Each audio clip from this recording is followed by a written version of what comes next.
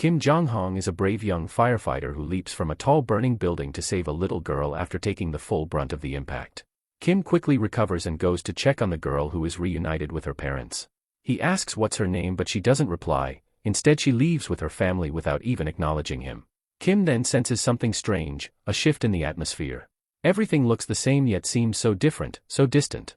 Then he hears someone call his name and turns around to see a man and a woman formally dressed and smiling cheerfully.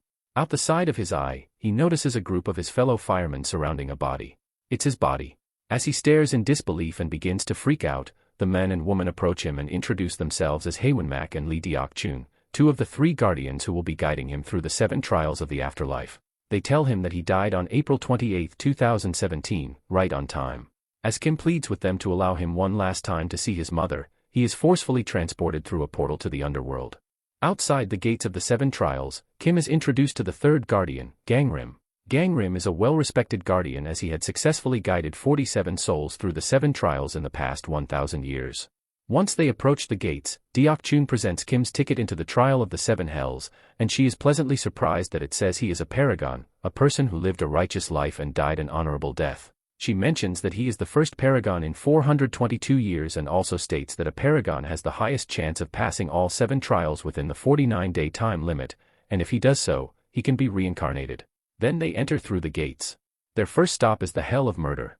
If Kim had unjustly killed someone or did something that indirectly led to the death of someone, he will be tried, found guilty, and imprisoned here to suffer half a century of torment. Kim stands before the judge, King Byun-seong, as his charges are read aloud by the 2 insulting prosecutors of the underworld. They mention a colleague whom he had left behind in a burning building, injured and trapped, and suggest that he had enough time to return and rescue him, yet instead he left him there and the building eventually collapsed and killed him. The prosecutors then bring forward the charge of manslaughter, a sentence spanning 50 years in the hell of murder. Gangrim then stands before the court as Kim's underworld attorney. He begins his defense by replaying the incident for the court. When Kim attempted to help his friend, they were interrupted by the screams of other survivors injured and stuck within the building as well. The colleague told Kim to help the others and come back for him. After Kim got all the other people out of the building safely, he returned for his friend, but it was too late. The fire had consumed the building and it all came down, killing his buddy. Gangrim tells the judge that after leaving his friend to help the survivors, Kim had saved 8 people's lives. 8 lives in return for one is a noble deed, and punishment would be unfair. King Byun-seong agrees and clears Kim of the charge before praising him as a hero. The guardians then lead Kim to the hell of Indolence, a beautiful heavenly landscape, but don't let the view fool you. Just beyond the waterfall resides all the doomed souls. A large spinning crusher tortures all those that dare to seek refuge on the only visible patch of land, and those who try to escape into the pristine water are met with the razor-sharp teeth of vicious piranhas. Just before the waterfall rests Queen Chogang. To her, Kim must present all the hard work he'd ever endured over his lifetime to prove he wasn't lazy and arrogant. The guardians then talk the queen through all the good, selfless work Kim had endured throughout his time as a firefighter. The queen is very impressed with everything Kim had done to benefit the lives of others. She asks what inspired such great deeds, and Kim simply says he did it all for money.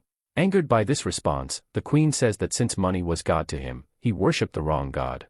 She then instructs the prosecutors to lower Kim beyond the waterfall. As Kim gets closer to the edge, Gangrim and Haewon-mak jump in and try to help Kim. Gangrim then pleads with the queen to look at the life of Kim one more time, but this time he offers a different perspective. Here he shows Queen Chogang that Kim's life was much harder than just his work as a firefighter. Apart from his usual day job, Kim worked various jobs at night and even looked for work on weekends without getting a single day of rest. Kim had undertaken all of this work to support his terminally ill mother and younger brother, who was studying to become a Supreme Court judge. Gangrim ends his defense by saying that had Kim not worked for his family, they wouldn't be alive today. The queen then comes to her final verdict. She says that even though Kim worked for money, he did it for a selfless purpose, and for that reason, she clears him. On their way to the next trial, the group is ambushed by dangerous 4-legged monsters of the Blade Forest of the underworld. When they manage to barely escape the forest, Haewon-mak tells Kim that the monsters' attack means that an immediate family member of his has died and become a vengeful spirit, and they're now roaming the earth, which is causing anomalies along his path on the trial. Kim is concerned that his mother may have passed away. Gangrim tells them that the only way to end this is to find the body of the family member and burn it, which will destroy the spirit, so he makes his way to the realm of the living to find the deceased. The other 2 guardians blindfold Kim as the monsters can see what he can, and they lead him to the next trial, the hell of Deceit. Here Kim will be judged by Admiral Lee Sun-sin on whatever lies he had told and the impact they had.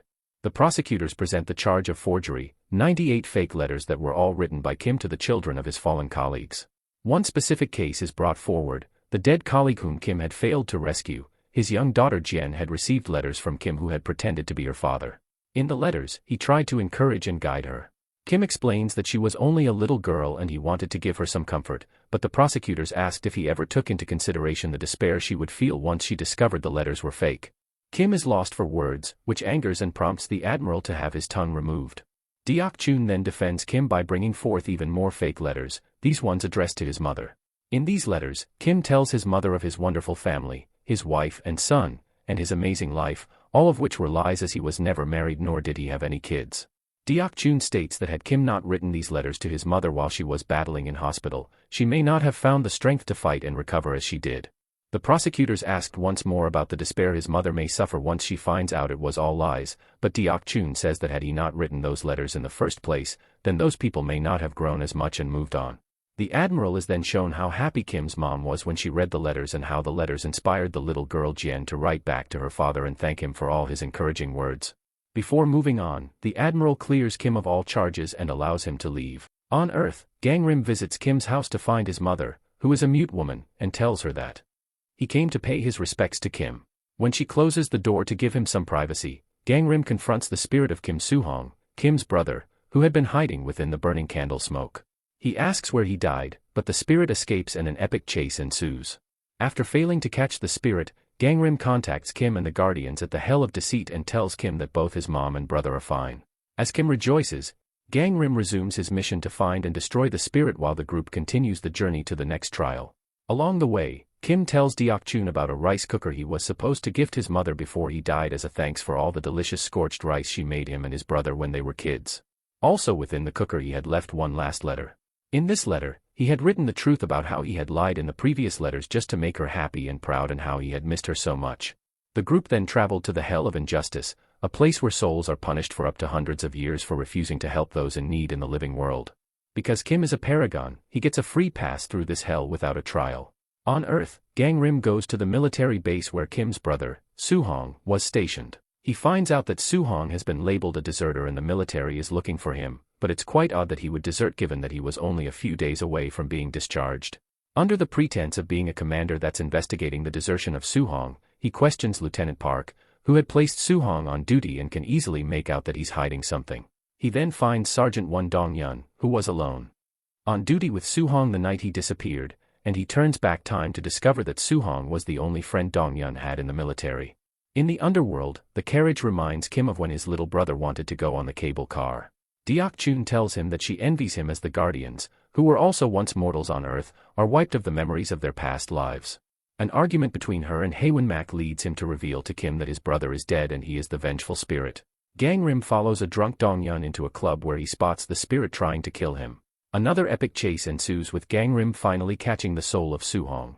He pleads with Soo-hong to give up and come with him in order to help his brother along the trial, but to his surprise, Soo-hong hasn't seen his brother in 15 years since he ran away from the family, and he hates him. Soo-hong then escapes.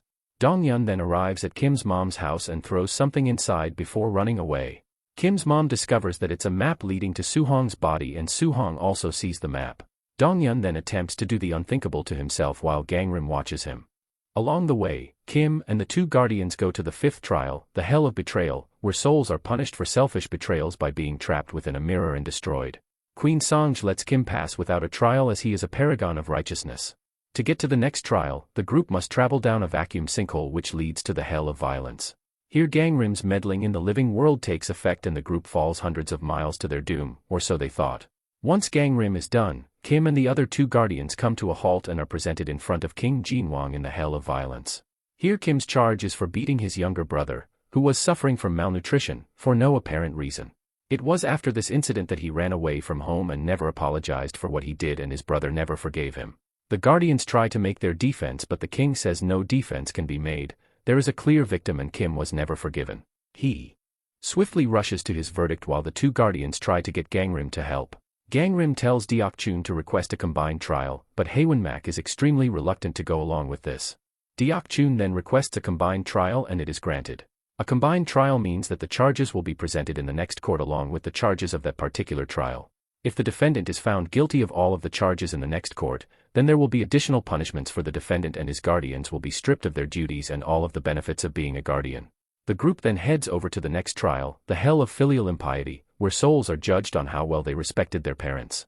Before they reach the court, Kim confesses to the two guardians that he wasn't a good son. His mom was dying of terminal illness and they had nobody else. His brother and he were starving each day, and it was only a matter of time before they all suffer a terrible fate. So that night 15 years ago, when he ran away from home, he tried to end their suffering. He tried to kill his mother while she was asleep, but his brother had woken up and tried to stop him, so he beat him up and ran away out of guilt. Had he gone through with it, he was going to crush up all of the sleeping pills and put them in the food the next day, and his brother and he were going to die as well. After Gangrim helped Soo-hong restore his soul, Soo-hong sees his mother at the base and confronts them about her son. Since she is mute, she has a message pleading with them to help her find her son over her chest. Lieutenant Park tries to stop her and pushes her away, which angers Soo-hong. Eventually she shows Lieutenant Park the map, which infuriates him even more, and he shoves her to the ground after taking it from her. She is then carried into an ambulance on a stretcher. Witnessing this, Soo-hong unleashes his vengeful spirit once more and he conjures up a huge tornado in pursuit of Lieutenant Park. This affects the nether realm once more and sand demons begin to attack him and the two guardians. After failing to free Lieutenant Park from Soo-hong, Gangrim calls upon Haewon-mak to help him as a fierce battle ensues between both parties. Kim is slowly being swallowed by the ground. Once Gangrim and Haewon-mak get Park to safety, Soo-hong witnesses his brother being swallowed by the sand and decides to end his pursuit for vengeance and restores his soul. As soon as he does so, the court of the final trial emerges before Kim. King Yeomra, the lord of the underworld, reads out Kim's charge. He states that Kim had tried to kill his mother 15 years ago and for that reason he will be sentenced. Deok-chun pleads with the king, mentioning that Kim's mother was asleep during the incident and unaware of it, so how can he be punished for a sin against his mother that he didn't even commit and she doesn't even know of? King Yeomra corrects her by revealing within the mirror of karma that Kim's mother did in fact know the entire time. She only pretended to be asleep when Kim was about to kill her. She cried as it broke her heart, but she knew that this would allow her children a better life, so she was willing to sacrifice herself for their sake. Upon finding out that his mother knew all this time, Kim falls to his knees and bursts into tears, pleading with Yeomra to punish him as he deserves it. The prosecutors then read out all of the charges. As they do so, an earthquake interrupts them, and in the mirror of karma we see Soo-hong enter his mother's dream while she is unconscious in the ambulance. He tells his mother that he has become a Supreme Court judge in the afterlife. He then reminds his mother about the day Kim had attempted to end their family. He tells her that even though Kim tried to kill them, he couldn't go through with it and ran away, but he didn't desert them. Instead, he stayed away from them out of guilt and worked like a slave his entire life to support them. Had he not done so, they would be dead anyway. Soo-hong then forgives his brother and hugs his mom, and for the first time he hears her speak. She calls his name and tries to comfort him. She tells him that all of it was her fault. None of that would have happened if she was a better mother. Upon hearing this, King Yeomra decides that there are no charges, a sin forgiven in the living world cannot be punished in the underworld, and so he instructs that upon his arrival through the heavenly gates, Kim be reincarnated immediately. Kim thanks Deok-chun before he leaves. In the living world, Gangrim does one last thing before leaving. He delivers the rice cooker to Kim's mom at the hospital. At home, she opens it and finds his letter. She reads it and smiles. The end.